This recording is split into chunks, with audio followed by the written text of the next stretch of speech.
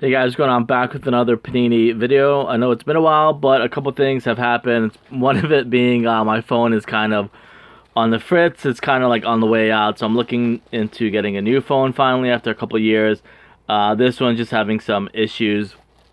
I think it's because I plugged in the charging wire and the charging wire was like broken. So you're told not to do that because it could really mess up your phone, and I can confirm that it really does mess up your phone. So, anyways, I ordered these from Panini through some points that I had for a long time. As you guys probably know, it's really hard to get blaster boxes now. The prices have skyrocketed.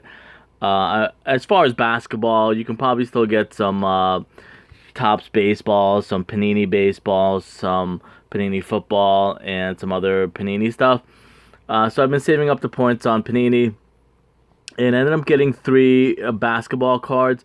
And of course, they're going to be really cheap cards because they're either not in the league or they didn't pan out or they didn't last long.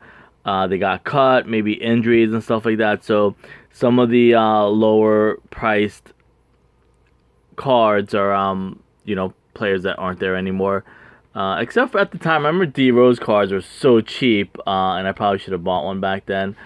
So, anyways, like I said, you order or you buy blaster boxes. Sometimes they substitute instead of an autograph, you get points, or you get bonus points when you open a blaster box, and then you can go online and use those points to buy cards. So, the first one is, and it's probably the best one. So I probably should have saved it for last, but it happened to be on top. So it's a 1, 2, 3, 4 color patch for Devin Harris, and as you guys know, the cards that I collect, first and foremost, it'll be 90s cards, 90s players from the 90s. Not necessarily the cards have to be from the 90s themselves, like physically made in the 90s, but it's a player well known in the 90s. Not this one, I'm just saying these are just kind of cards that they have some significance. First to be 90s cards, and on Bulls and Nets and Spurs. Maybe the Magic was a team that I really liked also. So this one, again, is the Nets, as you can see. More New Jersey Nets rather than Brooklyn Nets. Devin Harris was one of their better players. A really amazing dunker. I remember his head could, I think it's him that his head goes above the rim. He was definitely an above the rim dunker. It's a 9 out of 50. And it's not an autograph, it's just a patch card. And I'm probably one of those people, assuming it's player game worn, it's pretty awesome, and I probably should have looked into that. But I think I might have, I just don't remember. But it is a player worn, or sorry, game worn jersey. A lot of times now it's just like player worn, they throw it on real quick for like 2 seconds and then they put on another one and stuff like that. It's really hard to get game worn stuff. This one is from 2009. As you can see, it's from a while ago, about like 12 years now. For the Nets, he was probably maybe their leading scorer at the time, and it's a pretty thick card. I'm not gonna take it out of the case because it actually is really humid outside right now, which is probably the number one thing you shouldn't do. But these are just for fun. I know it's not going to have any value unless he has a kid who ends up being, a 5-time MVP, or he ends up going into coaching and stuff like that. But like I said, their careers are pretty much over. Some of these cards that you get really cheap, the careers are over. Maybe they didn't really live up to the hype or something like that. So these are all, I think, around the 200-point range, which is like pretty much the lower and cards that you can get, if I'm not mistaken. So that's the first one, Devin Harris. And again, like I'm telling you, these are all having some type of significance. Again, 90s players, Nets, Bulls, Spurs, maybe even the Mavericks back then, the Magic and stuff like that were teams that I liked in the 90s and followed. Nets being the hometown team, so that'd always be like number one. Actually, number two behind the Bulls, obviously. Next one is an autograph from Crown Royale. For Marshawn Brooks, who actually got drafted by the Nets, and he's from New Jersey. 1 out of 99. I don't think he panned out too much after that. He was. I don't know what happened. I mean, that's probably why the Lakers traded for him. He looked and played like Kobe, but that's the unfortunate thing about life. If you don't have the right people around you to elevate you, you're not going to amount to much. I hate to say that. I mean, you can kind of prove people wrong, but you do need a support system. I know the Lakers maybe were trying to clone him as the next Kobe. I'm assuming that's why they traded for him, because everybody thought when he was, a lot of people thought, not everyone, when he got traded by the Nets and he walked onto the court, he looked like Kobe. He looked like he could be the next Kobe. I don't know exactly what happened. I know, like I said, he was on the Nets. He got traded to the Lakers and maybe even the Celtics after that. I can't remember.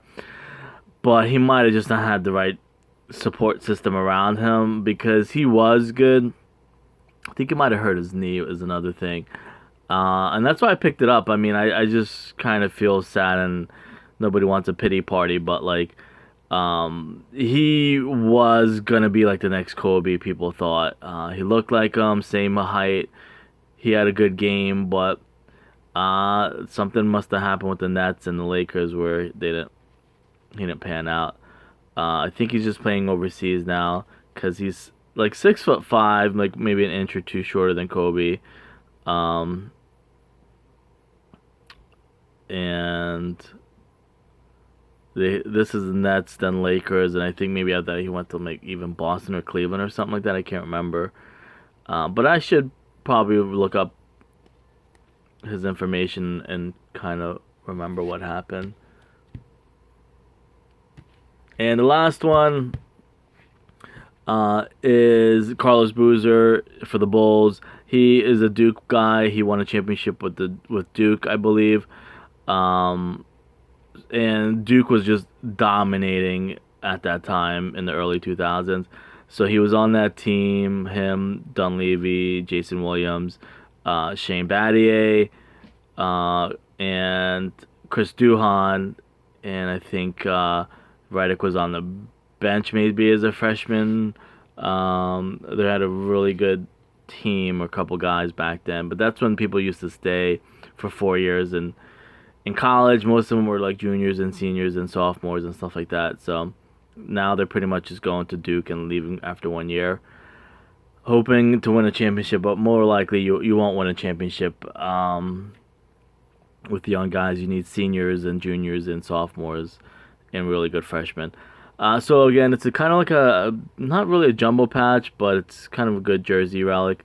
This is game worn, so again, for the value, and he ended up doing really well. I don't think he ended up winning a championship. I know he was on Cleveland, and I think he might have on Utah. I know he bounced around maybe with LeBron a few times. I thought he ended up going with LeBron to Cleveland again or something like that. But and it's numbered 69 out of 149, which I totally didn't plan that, but that's pretty funny. Game worn for the Bulls. Again, Bulls, Nets. All of them have a significance. He played and got drafted for the Nets. He's from New Jersey.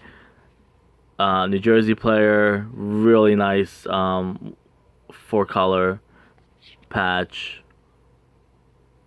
I don't know if they call the jersey an actual. Yeah, I guess technically it still is. And Carlos Boozer played with Duke. That's another thing too. People always ask like what cards I'm interested in and stuff like that. Honestly, Duke, Bulls, Nets, Spurs, 90s players, maybe even like the Magic when they beat the Bulls. I'm trying to think who else. The Mavericks were really good back then, but that was the Mavericks before they had Dirk, or maybe the first 2 years they had Dirk. They had a really good team.